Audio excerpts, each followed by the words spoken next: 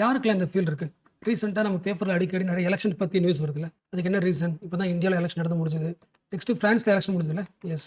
அடுத்து இப்போ தான் பிரிட்டனில் முடிஞ்சதுல. எஸ். இந்த 2023, 24 இந்த வருஷம் முடியும் போது குளோபல் லெவலில் அட்லீஸ்ட் ஒரு 60 கண்ட்ரீஸில் எலெக்ஷன் நடந்து முடிஞ்சிருக்கும். அதாவது புதுசாக கவர்மெண்ட் ஃபார்ம் ஆயிருக்கும். அப்படின்னா உலகம் முழுக்க ஒரு 400 கோடி மக்களோட அடுத்த லீடர் யாருன்றது முடிவாயிடும். ஸோ யோசிக்கும் போதே பெருசாக இருக்குல்ல. ஸோ நம்ம இதிலிருந்து ஒரு யூபிஎஸ் ஆஸ்பிரண்ட்டை நம்ம யோசிக்கிறது எப்படி யோசிக்கலாம்னா, எல்லா கண்ட்ரிலையும் யூனிக் எலெக்ஷன் இருந்தாலும் ஒரு பேட்டர்ன் இருக்கும்ல. அந்த டைமுக்கு அந்த காலகட்டத்துக்கு ஒரே மாதிரியான ஒரு கவர்மெண்ட் தானே மக்கள் சூஸ் பண்ணுறாங்க. ஸோ உலகம் முழுக்க குளோபல் முழுக்க எல்லா மக்களும் சூஸ் பண்ணுற அந்த கவர்மெண்ட் இருக்குல்ல, என்ன மாதிரி கவர்மெண்ட் புதுசாக ஃபார்ம் ஆகுது. பொலிட்டிக்கல் திங்கர்ஸ் வந்து அந்த குளோபல் கவர்மெண்ட்டோட பேட்டர்னை கண்டுபிடிக்க ட்ரை பண்ணுறாங்க. அதை பற்றின ஆர்டிகல் தான் இன்றைக்கி சென்டர் பேஜ் ஆர்டிகல் இங்கே போட்டிருக்காங்களே. ஆக்சுவலாக ஆர்டிகல் பெருசாக இருக்கும், டாபிக் பெருசு, பட் கொடுத்த பாயிண்ட் ரொம்ப கம்மி தான். மேக்ஸிமம் நமக்கு தெரிஞ்ச பாயிண்ட் தான். எப்படி பார்த்தாலும் ஒரு 3 பாயிண்ட்டில் சம்மரைஸ் பண்ணுற முடியும். ஸோ அந்த 3 பாயிண்ட் பார்க்கலாம். ஃபர்ஸ்ட் அந்த ஆர்டிக்கலில் இந்தியாவோட எலெக்ஷன்லேருந்து ஸ்டார்ட் பண்ணுறாங்க. அதாவது இந்தியாவோட எலெக்ஷன் ரிசல்ட் இருக்குல்ல, அதை ஃபஸ்ட்டு கமெண்ட் பண்ணிவிட்டு அப்புறம் கொண்டு போகிறாங்க. நமக்கு தெரிஞ்சது தான் பிஜேபியோட ஸ்லோகன் இருந்துச்சு எலெக்ஷனுக்கு முன்னாடி. அவுட் ஆஃப் 45 சீட்ஸில் கண்டிப்பாக இந்த தடவை ஒரு 400+ சீட்டை வந்து பிஜேபி ஜெயிக்க சொன்னாங்களே. பட் ரிசல்ட் என்னாச்சு? மெஜாரிட்டி கூட கிடைக்கல, பாதி சீட் கூட கிடைக்கல. பிஜேபி லாஸ்ட் தேர் மெஜாரிட்டியா. இது இந்தியாஸ் எலெக்ஷனோட ரிசல்ட். இதுக்கு அப்படியே ஆப்போசிட்டாக நடந்தது வந்து யூகேல. ஸோ ஆல்ரெடி ரூல் பண்ணிட்டு இருந்த கன்சர்வேட்டிவ் கவர்மெண்ட்டை மக்கள் தூக்கிட்டாங்களா? தூக்கிட்டு யார் வந்திருக்கா? லேபர் பார்ட்டியில். எஸ், லேபர் பார்ட்டி வந்து 400+ சீட்ஸ். So huge victory. இந்தியாவில் பிஜேபி என்ன ஆசைப்பட்டுச்சோ அது அப்படியே ஆப்போசிட் எங்கே கிடச்சிருக்கு? லேபர் பார்ட்டிக்கு யூகே கிடச்சிருக்கு. ஸோ 2 குட் நியூஸ் தான் இது. பிஜேபிக்கு வந்து மெஜாரிட்டி கிடைக்கல.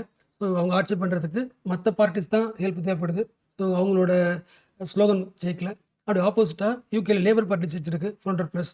ஸோ இந்த குட் நியூஸ் பார்த்துட்டு குளோபல் முழுக்க இந்த மாதிரி தான் நியூஸ் வரப்போகுது அப்படின்னு நினைக்காதீங்க.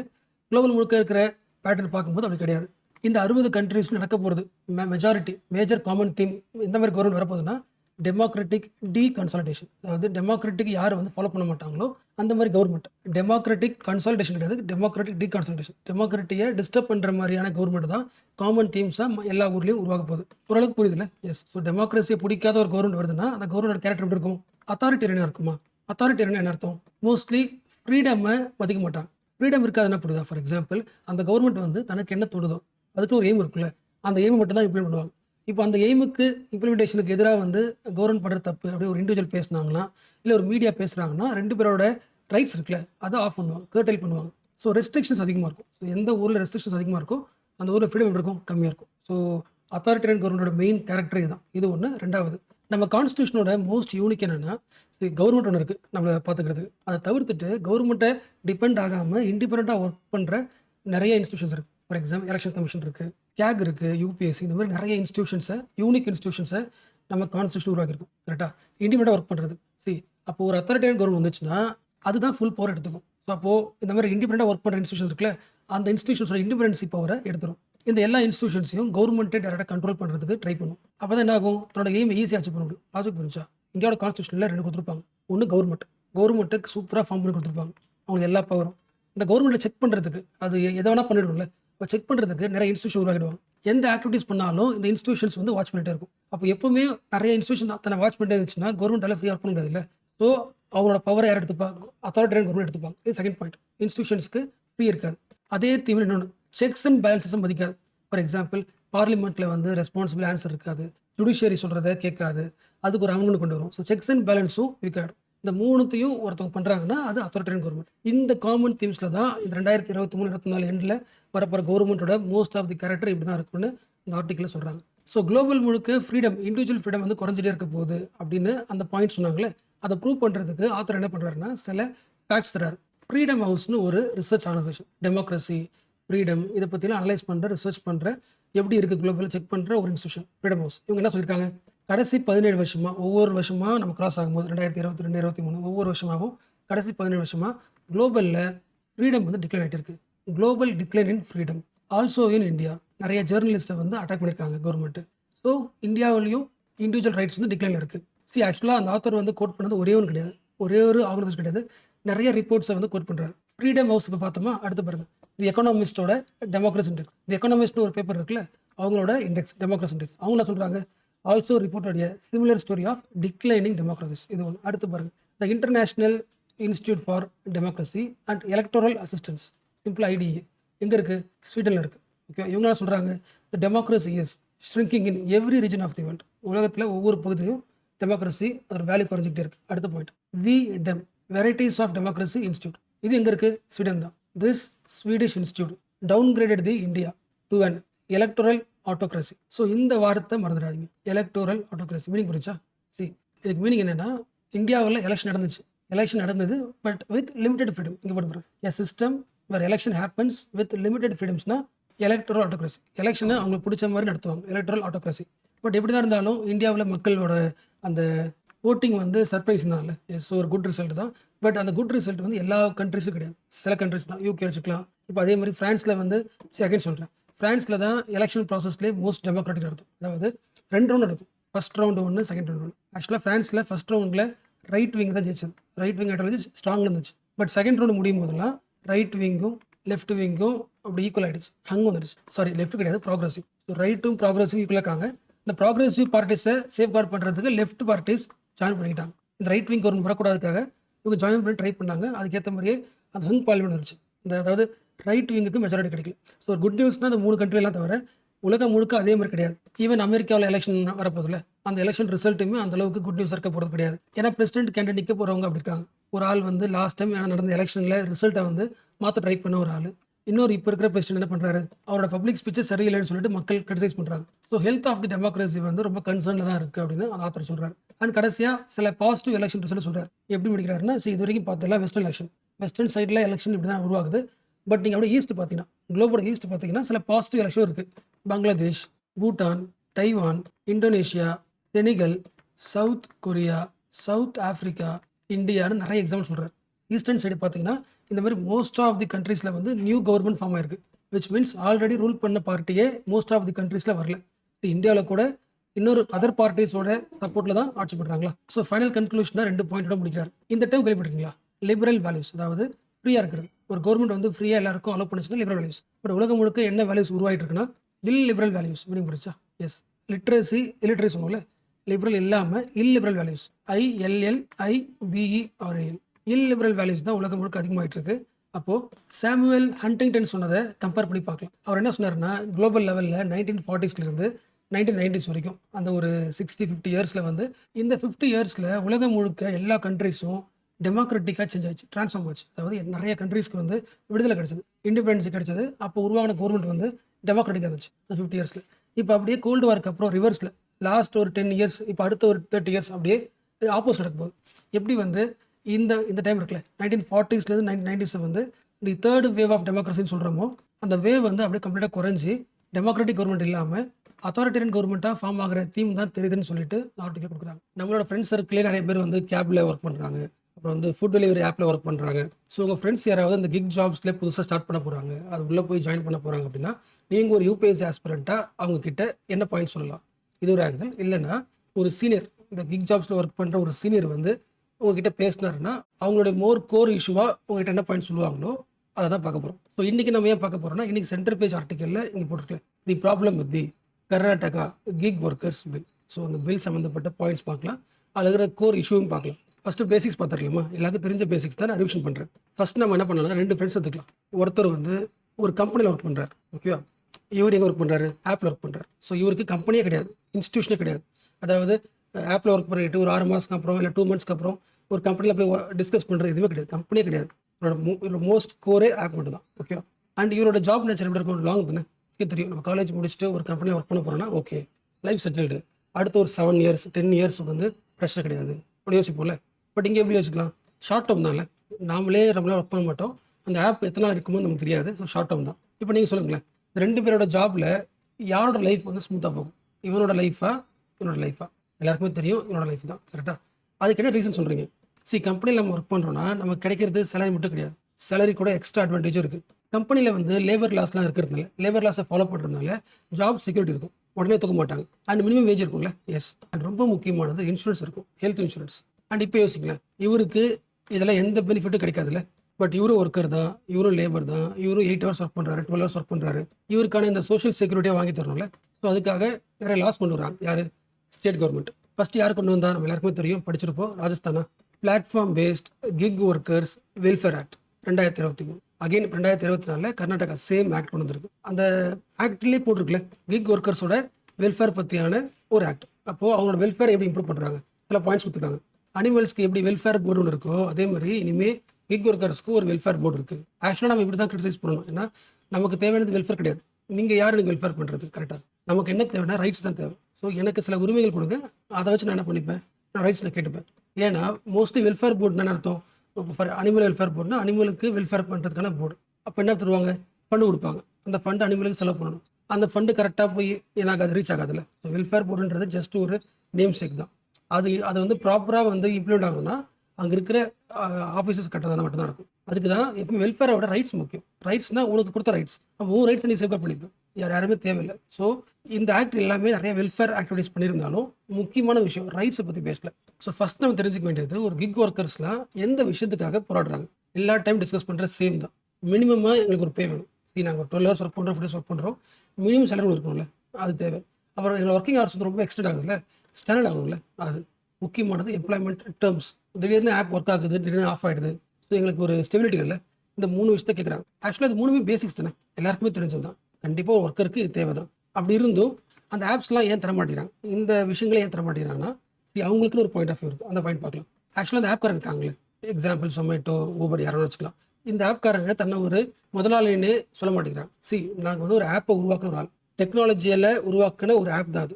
நாங்கள் என்ன பண்ணுறோன்னா எல்லா ஒர்க்கர்ஸையும் அக்ரிகேட் பண்ணுறோம். ஸோ அந்த ஆப்புக்குள்ளே யார் வேணால் வரல, யார் வேணால் போகலாம். நாங்கள் பண்ணுற ஒர்க் வந்து அக்ரிகேட் தானே தவிர எம்ப்ளாயர் கிடையாது. நாங்கள் வந்து வேலைக்கு ஆள் எடுக்கல. ஒர்க்கரையும் கஸ்டமரையும் கனெக்ட் பண்ணுறதுக்கான ஒரு டெக்னாலஜி உருவாக்குன ஆள். ஸோ இவங்க எல்லாரும் ஒன்றா இதில் வந்துடுறாங்க. ஸோ நாங்கள் அக்ரிகேட் பண்ணுற ஒரு ஆளை தவிர எங்களை அக்ரிகேட்டர் தான் சொல்லுமே தவிர எம்ப்ளாயர்ஸ் கூடாது. நாங்கள் வேலை தர ஆள் சொல்லக்கூடாது. ஸோ நாங்கள் முதலாளி அப்படி இருந்தால் மட்டும்தான் எங்களுக்கு கீழே ஒர்க் பண்ணுற எல்லா ஒர்க்கர்ஸ் என்ன பண்ணுவோம், நாங்கள் மினிமம் சம்பளம் தருவோம், ஒர்க்கிங் டைம் இருக்கும், எல்லா கண்டிஷன்ஸ் இருக்கும். நாங்கள் எம்ப்ளாயரே கிடையாது. நாங்கள் யார், நாங்கள் அக்ரிகேட்டரில்.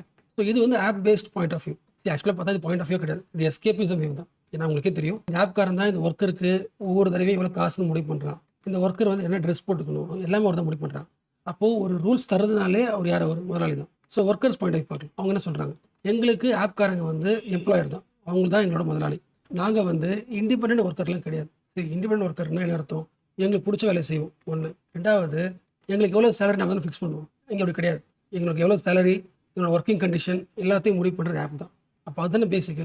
நம்ம எங்கே ஒர்க் பண்ணுறோமோ நம்மளோட ஒர்க்கிங் கண்டிஷனும் ப்ரைஸு இது யார் ஃபிக்ஸ் பண்ணுறாங்களோ அவங்க எம்ப்ளாயர் தான். ஸோ அப்போ எம்ப்ளாயரை தான் பார்க்கணும். ஸோ எம்ப்ளாயர் எம்ப்ளாயி ரிலேஷன்ஷிப் தான் கிக் ஒர்க்கர்ஸோட ரிலேஷன்ஷிப். ஸோ இந்த ஆங்கிள் தான் பார்க்கணுன்றது அவங்க பாயிண்ட் ஆஃப் வியூ. ஏன் இந்த பாயிண்ட் முக்கியம் தெரியுது உங்களுக்கு? எஸ், ஏன்னா நம்ம இந்தியாவில் இருக்கிற எல்லா லேபர் ஆக்ட்டுமே இப்படி தான் இருக்கும். அதாவது நீங்கள் உங்கள் கம்பெனியில் ஒரு எம்ப்ளாயி இருக்காருன்னா எம்ப்ளாயர் வந்து அவருக்கு சோஷியல் செக்யூரிட்டி தரணும், மினிமம் வேஜ் தரணும், ஒர்க்கிங் டைம் இருக்கணும், எல்லா லிஸ்ட்டுமே இருக்கும். பட் இந்த ஆப்கார என்ன சொல்கிறாங்க, நாங்கள் எம்ப்ளாயரே கிடையாது, நாங்கள் ஏன் அதை ஃபாலோ பண்ணணும். இதான் மெயின் இஷ்யூவில் உங்களுக்கு தெரிஞ்சிருக்கும். அகைன் சொல்கிறேன், மேபி சில பேருக்கு இன்னும் கன்ஃபியூஷனாக இருக்கலாம். நம்ம யார் பக்கம் நிற்கலாம், ஆப் பக்கம் நிற்கணுமா இல்லை வந்து ஒர்க்கர் பக்கம் நிற்கணுமா?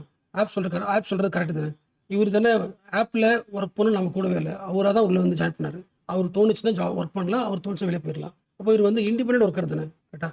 அவர் தான் கான்ட்ராக்டர், நான் ஒர்க் பண்ண போகிறேன், அவர் போய்டும், அவர் தான் முடிவு பண்ணுறாரு. ஸோ எப்படி வந்து அவர் எம்ப்ளாயாக மாற முடியும்னு சில யோசிக்கலாம். பட் நம்ம வந்து குளோபல் லெவலில் ரெஃபரன்ஸ் எடுத்தால் உங்களுக்கு தெரிஞ்சிடும். ஆப் இஸ் அன் எம்ப்ளாயர் அப்படின்னு யூகேவோட சுப்ரீம் கோர்ட் வந்து திருப்பி கொடுத்துருச்சு. முக்கியம் ஆப்னா ஸ்பெசிஃபிக்காக உபர் இருக்காங்களே, எஸ் உங்களுக்கு உபர் தெரியும், உபர் இஸ் அன் எம்ப்ளாயர். அப்போது எம்ப்ளாயர்ன்ற ஸ்டேட்டஸ் கிடைச்சதுனால அந்த ஆப்பில் ஒர்க் பண்ணுற எல்லாருமே அவங்களுக்கு எம்ப்ளாயி, அவங்களுக்கான எல்லா செக்யூரிட்டி கொடுத்தாங்க. ஸோ இந்த ஒரு தீர்ப்பு கிடைச்சதுனால அங்கே ஒர்க் பண்ணுற எல்லாருக்குமே இது வரைக்கும் என்னென்ன லேபர் லாஸ்லாம் யூகேல போட்டிருந்தாங்களோ எல்லா லேபர் லாஸுமே எல்லா சேஃப்டியுமே அவங்களுக்கு அப்ளை ஆகிடும். மினிமம் வேஜ்லேருந்து ஹெல்த் செக்யூரிட்டிலேருந்து எல்லாமே கிடைச்சிடும். பட் இப்போ நம்ம இந்தியாவில் கொண்டு வந்தாங்களே, இப்போ கர்நாடகாவில் கொண்டு வரதும் சரி, ராஜஸ்தான் கொண்டு சரி, இந்த எந்த ஆக்ட்டுமே இதை வந்து மென்ஷன் பண்ணல. அதாவது எம்ப்ளாயர் எம்ப்ளாயி இதுதான் வந்து அந்த கிக் ஒர்க்கர்ஸோட ரிலேஷன்ஷிப் அப்படின்னு டிஃபைன் பண்ணாமலே வெல்ஃபேர் கொடுத்துருக்காங்க. மோஸ்ட்லி எல்லாருக்குமே இதோட இம்பார்ட்டன்ஸ் புரிஞ்சிருக்கும். பட் இன்னும் நான் சொல்கிறேன், நீங்கள் வந்து ஒரு இண்டிவிஜுவல், நீங்கள் ஒரு கான்ட்ராக்டர் ஆப்பில் ஒர்க் பண்ணுறீங்க, அப்புறம் ஒர்க் பண்ணி முடிச்சுக்கணும் வெளியே போயிடுவீங்க அப்படின்னு இருந்துச்சுன்னா, ஃபியூச்சராக சொல்கிறேன், நீங்கள் எம்ப்ளாயாக இல்லாமல் லேபராக இல்லாமல் இருந்தீங்கன்னா ஒரு 6 மாதத்துக்கு அப்புறம் இந்த ஆப்கார அவங்களை டிஸ்டர்ப் பண்ணுறாங்க வச்சுக்கலாம். ஓகேவா? நீங்கள் எல்லா ஒர்க்கரும் ஒன்றா சேர்ந்து இவங்ககிட்ட போராட முடியாது. பார்கெனிங் பண்ணுவாங்க லேபர்ஸ்லாம் ஒன்றா சேர்ந்து மொபிலைஸ் பண்ணி அப்படி பண்ண முடியாது. உங்களை அரெஸ்ட் பண்ணுவாங்க. லாஜிக் புரிஞ்சுல. ஸோ லேபர் லாஸ்ல இருந்தீங்கன்னா நீங்கள் எல்லாம் ஒன்றா சேர்ந்து உங்களோட சேலரி இம்ப்ரூவ் பண்ணணும், ஒர்க்கிங் டைம் இம்ப்ரூவ் பண்ண முடியும், எல்லாம் கேட்க முடியும்.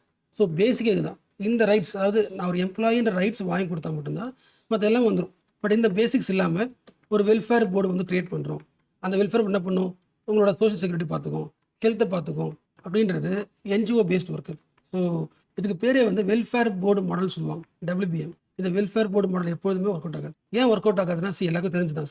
ஃபார் எக்ஸாம்பிள் இப்போ இந்த வெல்ஃபேர் போர்டு சொல்லுது, இங்கே பாருங்க இவர் இருக்கார்ல, இவர் கஷ்டப்படுறாரு, இவருக்கு வந்து எக்ஸ்ட்ரா காசு கொடுங்க, இல்லை எக்ஸ்ட்ரா கொஞ்சம் லீவ் கொடுங்க அப்படின்னு சொல்கிறாங்கன்னா கம்பெனி வந்து ஏமாத்தான் ட்ரை பண்ணும். உங்களுக்கு தெரியுது, உங்களுக்கு ரியல் லைஃப்பில் இவருக்கு ஹெல்ப் பண்ணுங்கன்னு உங்கள்கிட்ட யாராவது சொன்னாங்கன்னா நான் முடிவு பண்ணுறதா, ஹெல்ப் பண்ணலாம் பண்ணாமல் இருக்கலாம், அது உங்களை பொறுத்து தான். கரெக்டாக நீங்கள் காசு தர வேண்டியது உங்களோட லீகல் ரெஸ்பான்சிபிலிட்டி, அதாவது உனக்கு அது ரெஸ்பான்சிபிலிட்டி, நீ ஒரு எம்ப்ளாயர், அதனோட கடமை, நீ செய்யலாம் உனக்கு என்ன இருக்கும் பனிஷ்மெண்ட் இருக்கும் அப்படின்னு ஒரு சட்டத்துக்குள்ளே கொண்டு வந்தால் மட்டும்தான் அந்த கம்பெனி செய்யும். அந்த லீகல் ரெஸ்பான்சிபிலிட்டிக்குள்ளே அந்த கம்பெனி தள்ளினா மட்டும்தான் அவனே ஆட்டோமேட்டிக்காக எல்லா ஒர்க்கும் தருவோம். உங்களால் யோசிக்க முடியுதுல, நம்ம ஒரு காலேஜ் முடிச்சுட்டு ஒரு கம்பெனி ஒர்க் பண்ணுறோம்னா நமக்கே சில தெரியாது. அந்த கம்பெனி ஒர்க் பண்ணி கம்பெனி ஆட்டோமேட்டிக்காக என்ன பண்ணும், உனக்கு ப்ராவிடென்ட் ஃபண்டுக்கு ஆட் பண்ணும்.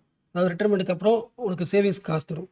ஒருவேளை நீ ஒரு 5 years ஒர்க் பண்ணுற, அப்புறம் நீ அந்த கம்பெனியில் போகிறேன்னா அந்த ஒர்க்கு லீவ் பண்ணும்போது ஒரு லம்பாக காசு கொடுக்கும்ல, கிராட்டுவிட்டி, அதில் அவங்களே தருவாங்க. முக்கியமாக அப்போ உங்களுக்கு தெரியும் மேட்டர்னிட்டி பெனிஃபிட். இது எல்லாமே உங்களோட கான்ஷியஸ்னஸ் இல்லைனா கூட அந்த கம்பெனிக்கு ஒரு லீகல் ரெஸ்பான்சிபிலிட்டி இருக்கிறதுனால ஆட்டோமேட்டிக்காக அந்த இன்ஸ்டியூஷனை ரன் பண்ணும். ஸோ அந்த இன்ஸ்டியூஷனல் ரெஸ்பான்சிபிலிட்டி தான் இந்த ஆப்புக்கு நம்ம தரணும். ஏன் கண்டிப்பாக தரணும்னா, இந்தியாவில் ஒரு 144 கோடி மக்கள் இருக்காங்கன்னா அதில் 20 கோடி மக்கள் 2030 ரீச் பண்ணும்போது 20 கோடி மக்கள் வந்து கிக் ஒர்க்கர்ஸாக இருப்பாங்க. ஸோ மேஜர் பாப்புலேஷன் இந்த ஒர்க்கராக இருக்கும்போது அப்போ 20 கோடி மக்களை வந்து லேபர் எம்ப்ளாயி அப்படின்ற ஸ்டேட்டஸ் கண்டிப்பாக கொடுத்தே ஆகணும். அதை விட்டுட்டு கோட் ஆன் சோஷியல் செக்யூரிட்டி 2020 நினைக்கிறேன், எஸ், நம்ம சென்ட்ரல் கவர்மெண்ட் உருவாக்குனது. நீ கிக் ஒர்க்கராக இருக்கிறியா, உனக்கு சில செக்யூரிட்டி தரேன் அப்படின்னு சொல்லிட்டு சில செக்யூரிட்டி கவர்மெண்ட் கொடுக்கும். பட் எவ்வளோ தான் கொடுத்தாலும் இந்த கோடு படி நீ யார், நீ informal worker, self employed worker. So informal work பண்ணுறவங்களுக்கும் செல்ஃப் எம்ப்ளாய்டு ஒர்க் பண்ணுற ஆள் நீ, உனக்கு நான் தரேன் அப்படி தான் கொடுத்துருக்காங்க. தவிர இந்த ஃபார்மல் லேபராக வரல.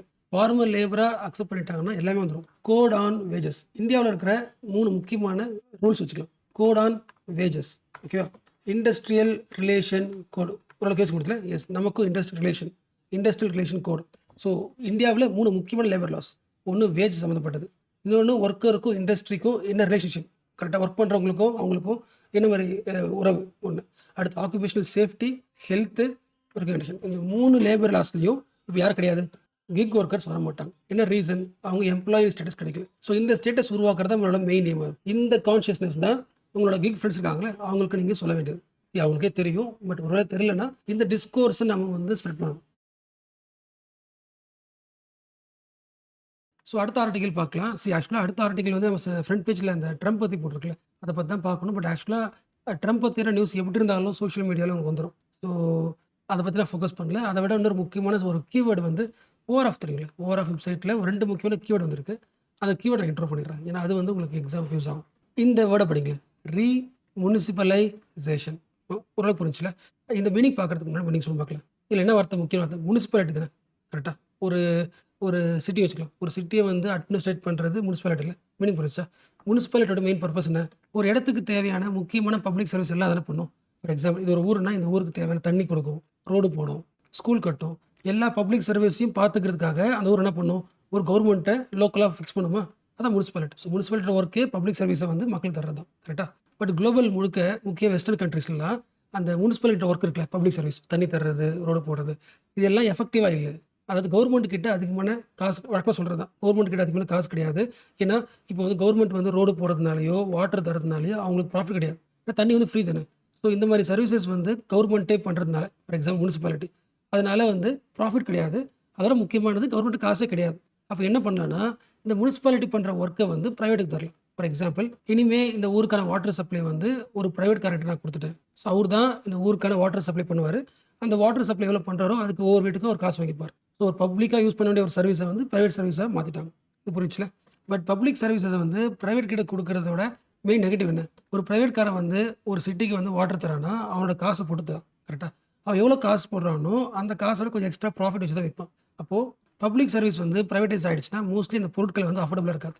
தண்ணி வந்து எல்லாருக்கும் கிடைக்காது, அதாவது காஸ்ட் அதிகமாக இருக்கும், அப்போ எல்லாராலையும் வாங்க முடியாது. இப்போ அஃபோர்டபிலிட்டி சுத்தமாக இருக்காது, கரெக்டாக. இதுதான் குளோபல் இஷ்யூவாக மாறிச்சு.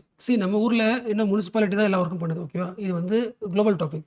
நான் வச்சு நம்ம ஊரில் முனிசிபாலிட்டி தான் அந்த சிட்டியில் அந்த டவுனுக்கு தேவையான எல்லா ஒர்க்கும் பண்ணுது. அந்த ஒர்க் சரியாக பண்ண மாட்டேங்குது, என்ன பண்ணலாம்.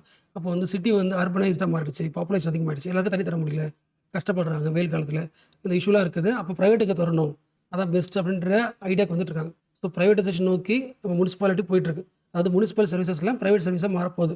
அது இந்தியாவில் ட்ரை பண்ணுறாங்க. பட் குளோபல் லெவலில் நடக்குதுன்னா ஆல்ரெடி இந்த முனிசிபல் சர்வீசஸ், பப்ளிக் சர்வீசஸை ப்ரைவேட்ஸ் கொடுத்துட்டாங்க. எக்ஸாம்பிள் வாட்டர் சர்வீஸ்லாம் ஃபுல்லாக ப்ரைவேட்ஸாக கொடுத்துட்டாங்க. அதோட ரிசல்ட் என்ன ஆச்சுன்னா, எந்த கவர்மெண்ட்டுக்குமே சாட்டிஸ்ஃபை இல்ல. அதாவது சூப்பரா ஸ்கில்டா வந்திருக்கு. எல்லாம் சப்ளை கிடைக்குது. பட் எல்லாமே அஃபோர்டபுளா இல்ல. செம காஸ்ட்லி ஆயிடுச்சு. ஸோ 2010லயே சொல்றேன் நான். 2010லயே ஃபிரான்ஸோட கேபிட்டல் இருக்குல்ல பாரிஸ். ஸோ ஹெட் குவார்ட்டர்லயே பாரிஸ் என்ன முடிவு பண்ணிடுச்சுன்னா, ஓகே இதுக்கப்புறம் வாட்டர் மாரி பிரைவேட் சர்வீசஸ்லாம் வாட்டர் மாரி பப்ளிக் சர்வீசஸ்லாம் பிரைவேட் கிட்ட தரக்கூடாது. ஏன்னா அஃபோர்டபுளா இல்ல. ஸோ திரும்பியும் முனிசிபாலிட்டியே அந்த ஒர்க்க குடுத்துருவோம். அதான் அந்த ஃபர்ஸ்ட் வார்த்தை. புரியுதுங்களா? ரீமுனிசிபலைசேஷன். மறுபடியும் பப்ளிக் சர்வீஸ முனிசிபாலிட்டியே குடுத்துருவோம். பிரைவேட் தேவையில்ல. என்ன காரணம்? அஃபோர்டபுளா இல்ல. எல்லாருக்கும் கிடைக்கல. பாரிஸ் மட்டும் கிடையாதுங்க. நெறைய countries Germany, Indonesia, Malaysia, Philippines இப்போ எல்லா கண்ட்ரிலயுமே முக்கியமா போயிட்டு இருக்கிற டாபிக் வந்து ரீமுனிசிபலைசேஷன். ஈவன் நார்வேல, யுஎஸ்ல, சிலி தெரியும்ல உங்களுக்கு? சிலி, கனடாவுல இந்த எல்லா ஊர்லயுமே இந்த டெர்ம் வந்து இப்போ அந்த இஷ்யூ ட்ரெண்டா போயிட்டு இருக்கு. இப்போ எக்ஸாம்பிளுக்கு நம்ம வாட்டர் பார்த்தோம். அதாவது வாட்டர் வந்து அந்த வாட்டர் சப்ளை பிரைவேடைசேஷனா மாறிடுச்சு. அதனால காஸ்ட் அதிகமாயிடுச்சு. அஃபோர்டபிலிட்டியா இல்ல. அப்போ அந்த பிரைவேடைசேஷனை அகைன் முனிசிபாலிட்டி கொடுத்துடலாம். ரீமுனிசிபலைசேஷன். ஓகே எக்ஸாம்பிள் வாட்டர் சொன்னேன். இப்போ ஃபியூச்சர் என்ன ஆக போகுதுன்னா, இது வந்து ஒரு இது இப்படி போகுன்றது நம்மளோட ஒரு வே ஆஃப் திங்கிங் தான். ஓகேவா? ஸோ ஃபியூச்சரில் எதெல்லாம் ப்ரைஸ் ரொம்ப அதிகமாக இருக்குது? ஃபார் எக்ஸாம்பிள் ஹெல்த் செக்டர் அதிகமாக இருக்குது ப்ரைஸ். கரெக்டாக?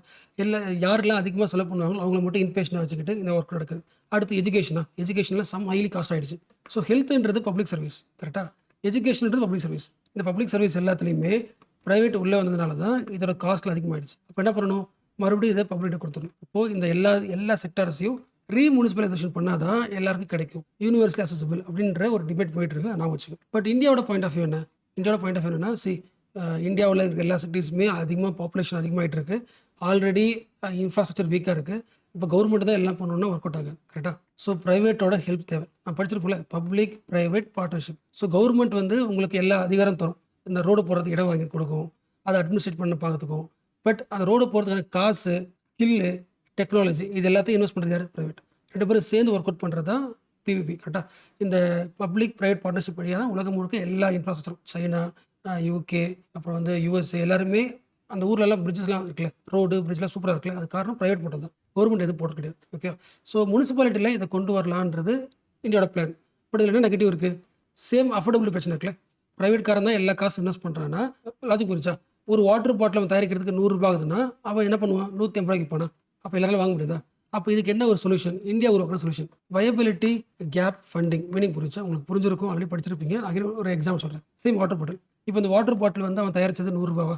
ஸோ ப்ராஃபிட் விகிதம் 150 ரூபா. ஓகேவா? இப்போ இந்தியாவில் ஒரு வாட்டர் பாட்டில் 150 ரூபாய்க்கு வாங்குறதுக்கு மக்கள் இருக்காங்களா? மக்கள் யாருமே கிடையாது. யாரும் வாங்க மாட்டாங்க. அப்போ இந்தியாவில் இந்த வாட்டர் பாட்டில் சீப்பாக தான் விற்றாங்க. எக்ஸாம்பிள் 10 ரூபாய்க்கு விற்கணும் வச்சுக்கலாம். ஓகேவா? அப்போது ப்ரைவேட் காரன் வந்து கண்டிப்பாக இந்தியாவில் வாட்டர் சப்ளையில் இன்வெஸ்ட் பண்ணவே மாட்டான். ஏன்னா நம்மளோட டிமாண்டே 10 ரூபா தான். அவன் உருவாக்குறது 150 ரூபா ஆகுது. கரெக்டா? பட் இந்தியாவில் வாட்டர் சப்ளையோட இன்ஃப்ராஸ்ட்ரக்சரை முனிசிபாலிட்டியில் அதிகமாக்கணும். ஏன்னா பாப்புலேஷன் அதிகமாகிடுச்சு. இதுக்கு ஒரே வழி என்னன்னா வயபிலிட்டி கேப் ஃபண்டிங். நீங்கள் 100 ரூபா போடுறதால தானே உங்களால் இந்த காசு வருது. நான் என்ன பண்ணுறேன்? நான் எக்ஸ்ட்ரா நான் என்ன பண்ணிடுறேன்? நான் கவர்மெண்ட் நான் 60% காசு கொடுத்துறேன். 100 ரூபா உங்களுக்கு செலவாகுதுன்னா 60 ரூபா நான் காசு கொடுக்குறேன். நீங்கள் 40 ரூபா போடுங்க. ஓகேவா? அப்போ உங்களோட இன்வெஸ்ட்மெண்ட் 40 ரூபா தானா? நீங்கள் எவ்வளோ காசு வைப்பீங்க? 50 ரூபா வைப்பீங்களா? எஸ். அப்போ ஃபஸ்ட்டு 150 ரூபா இருந்துச்சு, இப்போ 50 ரூபா தான் இருக்குது. ஸோ பொருளை விலை சீப்பாக்குறது. ஸோ மக்களுக்கு ஈஸியாக கிடைக்கிறதுக்காக ஃபுல் ப்ரைவேடைசேஷன் காசு தராமல் இருக்கிறதுக்கு இங்கே வயபிலிட்டி கேப் ஃபண்டிங். அதாவது ஒரு ப்ரைவேட் காரை வந்து டேரெக்டாக இந்தியாவில் வந்து ப்ரைவேட் சர்வீஸ் பண்ணால் அவனுக்கு ப்ராஃபிட் கிடைக்காது. 150 ரூபாய்க்குலாம் ஒன்று விற்றா காசு கிடைக்காது. மக்கள் வாங்க மாட்டாங்க. அப்போ நானே என்ன பண்ணிடுறேன்? ஒரு 60% காசு ஒன்று கொடுத்துட்றேன். எவ்வளோ ப்ராஃபிட் கேப் இருக்கோ அந்த ஃபண்ட் நான் கொடுத்துட்றேன். நான் ஃபண்டு தரதுனால அந்த காசு நீ வச்சுக்கோ. காசு என்ன பண்ணிடு? குறைச்சிரு. இதான் வயபிலிட்டி கேப் ஃபண்டிங். ஸோ இந்த ஐடியா வச்சுட்டு தான் ப்ரைவேட் செக்டர் உள்ளே வரப்போகுது. ஃபியூச்சரில் எல்லாமே இப்படி தான் மாறப்போகுது. முக்கியமாக வாட்டரில், வேஸ்ட் மேனேஜ்மெண்ட்டில், ஹெல்த்தில் இதுதான் பேசிக்ஸ். எஜுகேஷனில் அடுத்த லெவல் தான். ஸோ ஃபஸ்ட்டு பப்ளிக் சர்வீஸ் எல்லாமே இந்த வயபிலிட்டி கேப் ஃபண்டிங் வழியாக ஒரு ப்ரைவேட் செக்டரை கொடுத்து அதிகமான காசு கவர்மெண்ட் போடுறதுனால சீப்பாக இருக்கும். அப்புறம் அவங்க என்ன தோணும்? ஓகே பயங்கரமாக இருக்குது, இந்த ட்ரெயின் பயங்கரமாக இருக்குது, பட் காசு கம்மியாக இருக்குது யோசிப்போம். அப்படி காரணம் என்னென்னா கம்மியாக இருக்குன்னா அதுக்கு 60% காசு கவர்மெண்ட் கொடுத்துருக்கும். அந்த காசு நம்ம காசு தான். ஹோலிஸ்டியாக கொடுத்துட்டாங்க. நம்ம டெய்லி அதில் காசு போகல. பட் அல்டிமேட்டாக அந்த ப்ரைவேட் காரனுக்கு அவன் யோசிக்கிற 150 ரூபா காசு இருக்குல்ல, அது போயிடும். யோசிக்க முடியுதுல்ல? எஸ். அடுத்த டாபிக் போகிறதுக்கு முன்னாடி இந்த மேப்பில் டர்க்கி பாருங்களேன். மேப் தெரியுதுல்ல? எஸ். தெரிஞ்சு நினைக்கிறேன். இது குளோபு. இல்லை டர்க்கி பாருங்களேன். இது இந்தியா இருக்குது. அப்படியே இங்கே தெரியுது உங்களுக்கு? இந்தியா, ஈரான், ஈராக், அப்படியே மேலே டர்க்கி இருக்கா? கொஞ்சம் ஜூம் பண்ணலாம். இந்த டர்க்கி இருக்குல்லங்க, இந்த டர்க்கியோட ரைட் சைடில் பாருங்களேன். இங்கே கண்ட்ரி இருக்குல்ல, அசர்பைசான் இங்கே போட்டிருக்கா. அடுத்து துர்க்மெனிஸ்தான் போட்டிருக்கா. உஸ்பெகிஸ்தான் போட்டிருக்கா. அப்படியே மேலே போனால் கசகஸ்தான் போட்டிருக்கா. அப்புறம் கிர்கிஸ்தான் வந்திருக்குமே. எஸ், இங்கே இருக்கல கிர்கிஸ்தான். இப்போ சொன்ன எல்லா கண்ட்ரியையும் சேர்த்து ஒரே வார்த்தையாக டர்க்கிக் ஸ்டேட் சொல்லுவாங்க. அதாவது டர்க்கியோட கல்ச்சர் பரவி இருக்கிற மற்ற ஸ்டேட்ஸ். ஸோ டர்க்கியோட கல்ச்சர், லாங்குவேஜ் எல்லாமே அதில் இருக்கும். ஸோ இந்த ஸ்டேட்ஸ்லாம் ஒன்றா சேர்ந்து ஒரு ஆர்கனைசேஷன் இருக்குது. Organisation of Turkic states. இந்த ஃபேக்டர் ஓஆர்எஃப்ல கொடுத்துருந்தாங்க. ஸோ இந்த ஆர்கனைசேஷன் ஒரு மீட்டிங் போட்டுச்சு, ஒரு இன்ஃபார்மல் மீட்டிங். எதுக்குன்னா வந்து சஸ்டைனபிள் டெவலப்மெண்ட். ஸோ அந்த மீட்டிங் நமக்கு எக்ஸாமுக்கு வராது, அது யூஸ் கிடையாது. ஒரு டர்க்கியோட கல்ச்சர் பேஸ் பண்ணி ஒரு ஆர்கனைசேஷன் இருக்குன்றது நான் வச்சுக்கோங்க. ஸோ ஒரே ஒரு பாயிண்ட் நான் வச்சுக்கணும்னா இந்த ஓடிஎஸ் வச்சுக்கலாம். OTS organisation of Turkic states. இவங்க ஒரு மீட்டிங் போட்டாங்களே, இந்த மீட்டிங்கோட கன்க்ளூஷனில் நம்ம கண்ட்ரியோட டிரான்ஸ்போர்ட்டில் சஸ்டைனபிள் கொண்டு வரும். அது கிளைமேட் சேஞ்ச் இல்லாத மாதிரி கிளைமேட் ஆக்ஷனோட ஒன்று கொண்டு வரும். ஓகேவா? இந்த கன்க்ளூஷனுக்கு அந்த டிக்ளரேஷன் பேர் அது வேணால் எக்ஸாமுக்கு யூஸ் பண்ணிக்கலாம். சூஷா டிக்ளரேஷன். ஸோ ஃபியூச்சரில் பேப்பரில் வந்துச்சுன்னா, சூஷா டிக்ளரேஷன் வந்துச்சுன்னா ஓடிஎஸ் ஸ்டேட்ஸ் பேஸ் பண்ணி அவங்க டிரான்ஸ்போர்ட்டு, கிளைமேட் சேஞ்சு, கனெக்டிவிட்டி இதில் வந்து சஸ்டைனபிலிட்டி டெவலப்மெண்ட்டுக்காக பண்ணுறாங்க. இப்போ சொல்லுங்களேன், இந்த ஓடிஎஸ் இருக்குல்ல டர்க்கிக் ஸ்டேட்ஸில், இதில் வந்து இந்தியா மெம்பராக இருக்குமா? வாய்ப்பே இல்லை. டர்க்கிக் லாங்குவேஜ் சம்மந்தப்பட்ட ஸ்டேட்டே கிடையாது இந்தியா. கரெக்டாக? ஸோ நான் வச்சுக்கேன்.